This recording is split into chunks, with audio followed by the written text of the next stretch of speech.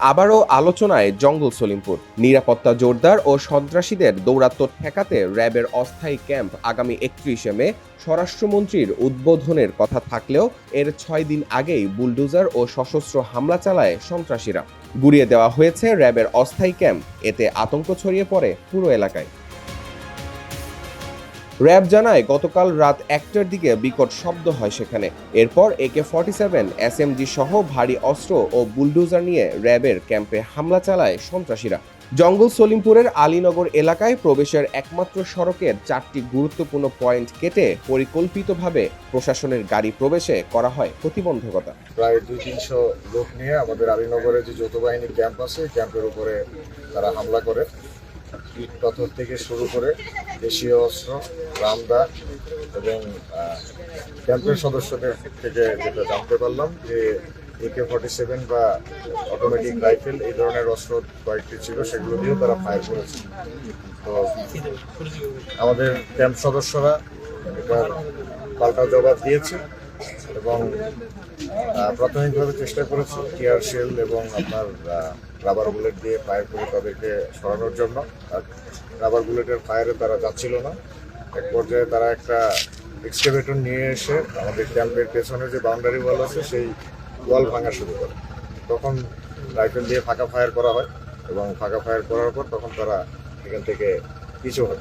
আমরা আমাদের কাজটা 100% করছি। এর পরবর্তী পর্যায়ে যে তারা জামিন পাচ্ছে বা তাদের রায় কেন হয়নি, বিচার কেন কিভাবে হচ্ছে, এই বিষয়গুলো আমার কাজ না, এটা যাদের কাজ তাদেরকে জিজ্ঞাসা করলে আপনারা ভালো উত্তর পাবেন। হয়তো ওইটার ইফেক্ট হচ্ছে এইদিকে পড়ে। স্থানীয়দের দাবি, সংঘবদ্ধ এই সশস্ত্র হামলায় ইয়াসিন নিজে উপস্থিত থেকে নেতৃত্ব দেন। এ সময় ভাঙচুর হয় আশপাশের বেশ কিছু স্থাপনা ও বসতঘর। এরপর থেকেই থমথমে পরিস্থিতি পুরো এলাকা জুড়ে।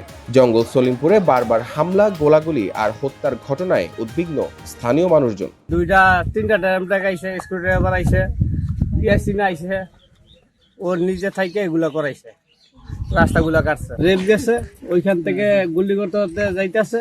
এরপরে বৃষ্টিটা আসছে রাইতে 3টার দিকে, এরপরে আওয়াজ পাই সন্ধ্যারা ঢুকছে। কি করা আমরা সবাই জানি। লাস্টে খাইছি গোলাগুলি, ওই ফজরেশন বাইর হয়ে গোলাগুলি করছে একটু। কখন আমি চাকরি তো যাইনি। আমরা তো ভয়ে ভয়ে থাকি, সব সময় দিনে একটু আতঙ্ক লাগে।